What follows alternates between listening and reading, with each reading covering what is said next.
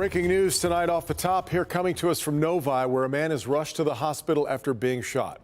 Glad you're with us. I'm Devin Skillian. I'm Kimberly Gill. Our Tim Pamplin is on the scene with the night cam. Tim. Yeah, guys, we're just arriving on the scene here. Fountain Walk, that's opposite the 12 Oaks Mall there in Novi. There you see the vehicle, the Scat Pack Challenger. Bullet holes in the front door, the rear quarter panel. I'm being told a man was in that vehicle when two men approached, opened fire on him, striking him. He's gone off to the hospital, not too sure on his condition. I understand he was talking by some witnesses out here.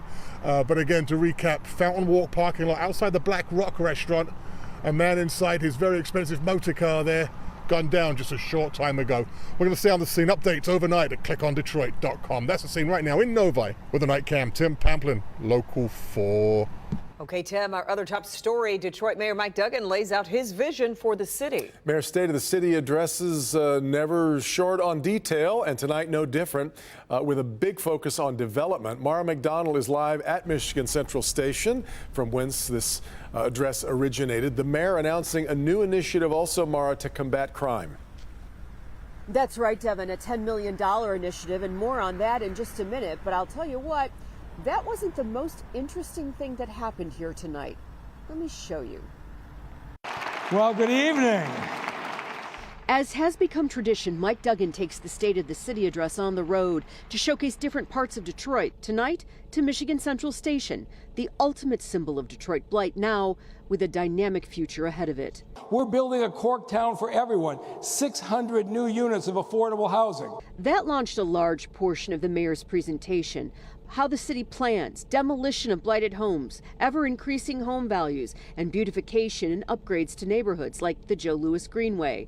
Another hallmark of these addresses, sharing credit. For example, recognizing Councilwoman Letitia Johnson's crusade to help low-income families renovate. We will give you the house, put up to $75,000 into that house if you promise to rent it out or sell it to a person of low income, so we can move low-income families into the single-family homes and mix them into the neighborhoods. The vast majority of this was about development, but combating crime is going in a new direction. The kind of violence that we are seeing here it's just hard to get your mind around. The city is going to sink $10 million to partner with community groups with a track record of working with those on the street. The idea, mobilize these groups into targeted areas for 2-year stints. The city is asking for RFPs starting tomorrow.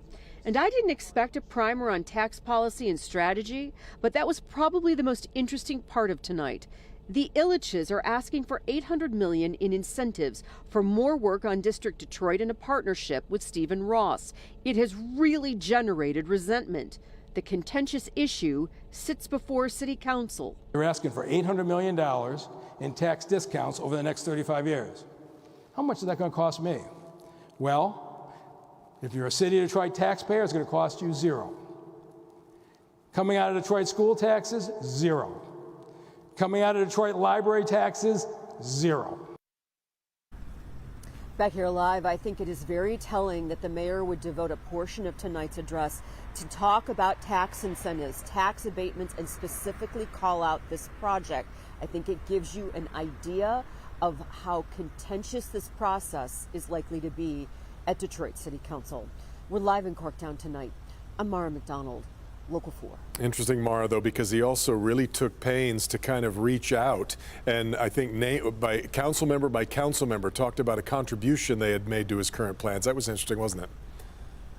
It sure was, and it's very typical of these addresses. He is all about sharing credit with the council, and it's been like that since his first State of the City address, where he was essentially with a yellow legal pad and a pen. These addresses have really come a long way from the guy with the tie on, with a pen behind his ear, freestyling it. But yeah, it's always a hallmark of these.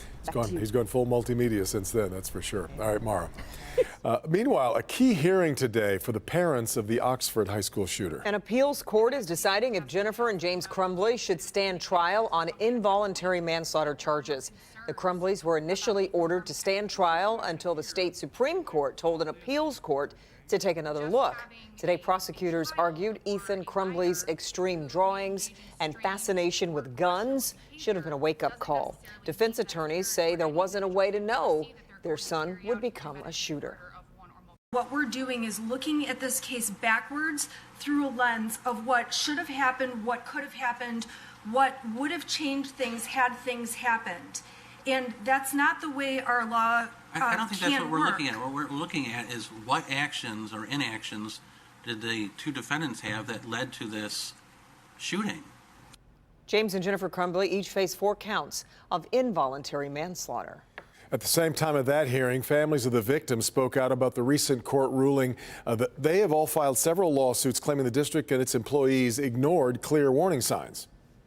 He didn't walk into the school with guns ablazing. He walked out of the counseling office with guns ablazing. Who's the immediate cause? I think you could make an argument that the school is the immediate cause. But we can't make that argument because our government doesn't want to be tested. That was in response to the fact that late last week a judge ruled the Oxford School District and its employees cannot be sued for the shooting, saying they have government immunity.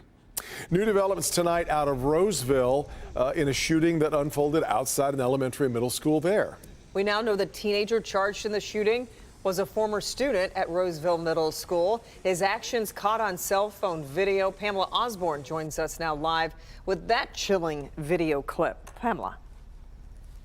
Kimberly and Devin, that 13-year-old may have attended Roseville Middle School, but he was not welcome here. Authorities say he had been kicked out of the school district entirely and was trespassing when he shot a man in broad daylight. Take a look.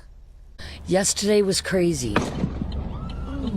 The video is shocking. Those 2 shots fired by a 13-year-old at the corner of Chestnut and Barkman Monday afternoon, right outside of Roseville Middle and Steenland Elementary schools. So I saw people like duck, and the poor kids from the middle school, I saw them running. Deborah Sosha lives across the street. I know he was at the corner here, and I saw him running this way. Police quickly caught up with that 13-year-old gunman who we've learned was a former Roseville Middle School student who had been expelled. Investigators say the teen showed up to school around 3 o'clock with a loaded gun. They say he was trying to pick a fight with students around dismissal time when a 40-year-old man there to pick up a student tried to intervene. Oh, I'm a parent, I'm a grandparent. I would have done the same thing. The teen shooter pointed the gun at him and fired. He was shot twice. But I do pray for the dad. Hopefully he makes a smooth recovery. Their thoughts are with that Good Samaritan, but they also can't help but wonder how this happened to begin with. I think that's insane. I like to know where he got the gun. I like to know what his parents have done in the past with his behavior, because obviously he had some issues. And police are working to determine the answer to that very question. How did this teen get his hands on that gun?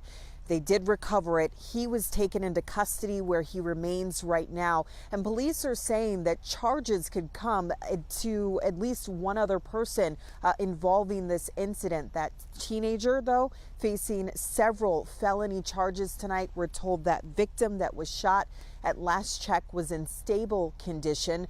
There will be additional support here at Roseville Community Schools for students who may need it. The district also telling parents to expect to see an increased police presence in the coming days. Reporting live in Roseville, I'm Pamela Osborne, Local 4. Just no explaining it. All right, Pam. Also in Macomb County, a 12-year-old facing charges for allegedly threatening a student with a knife. This happened yesterday during third hour at Richmond Middle School. The student is charged with intentional threat to commit an act of violence and for weapon possession in a weapon-free school zone. After a $500 bond, the student will be on house arrest. The next court date is set for early April.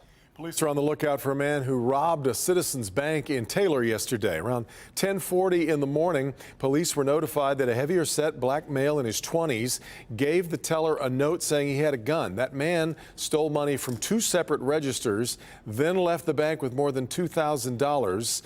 Yes, wearing a mask, but there's as good a look at him as you'll get. Suspect then entered a red 4-door sedan in the parking lot that did not have a license plate, by the way, displayed on it.